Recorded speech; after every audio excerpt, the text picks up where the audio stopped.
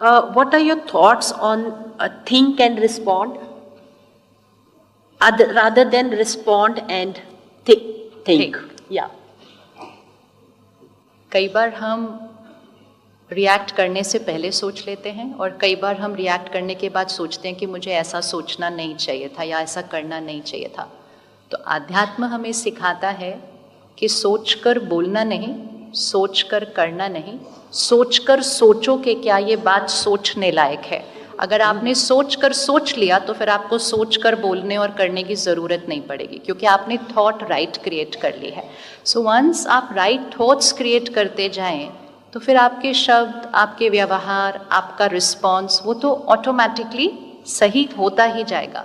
लेकिन आपकी थॉट्स हमें राइट रखनी है, ऐसा नहीं कि सोचा कुछ और बोला कुछ और।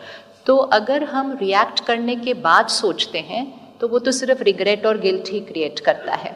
लेकिन हम अगर ब्लेम गेम की लाइफ में जीते हैं, उसने ऐसा किया तो मुझे फील ऐसा हुआ, तो हम अपना रिस्पॉन्स चूज़ नहीं कर रहे हैं, हम जस्ट रिएक्ट कर रहे हैं। जैसी बात वैसी रिएक्शन। जैसे अभी बहन ने कहा उस व्यक्ति ने मेरे साथ इतना गलत किया तो ऑब्वियसली मेरा इमीडिएट रिएक्शन है उसके ऊपर भी एसिड गिरना चाहिए। Perfect, that is an immediate reaction कि उसके ऊपर भी गिरना चाहिए। लेकिन धीरे धीरे रियलाइज़ हुआ कि वो मेरी सोच किसकी शक्ति घटा रही थी, वो मेरी सोच मेरी शक्ति घटा रही थी।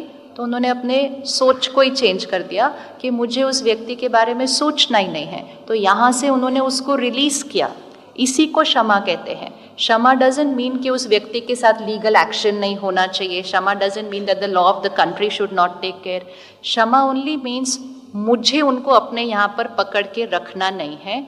इवन अगर देश का कानून उनके लिए नहीं करता, suppose it is not a legal case in some cases, law of karma हर एक के साथ चल रहा है, हर एक के साथ चल रहा है। लेकिन क्षमा हम उनको नहीं कर रहे। जब हम उनको यहाँ से रिलीज़ करते हैं ना, हम खुद को क्षमा करते हैं, हम खुद को दुआएं देते हैं। तो इसीलिए सोचें पहले और फिर सोचकर फिर रिस्पॉन्स में आए, तो आपका रिस्पॉन्स भी सही होगा और कभी रिग्रेट और गिल्ट भी नहीं क्रिएट होगा। Thank you so much, Shivani ji. Big thank you.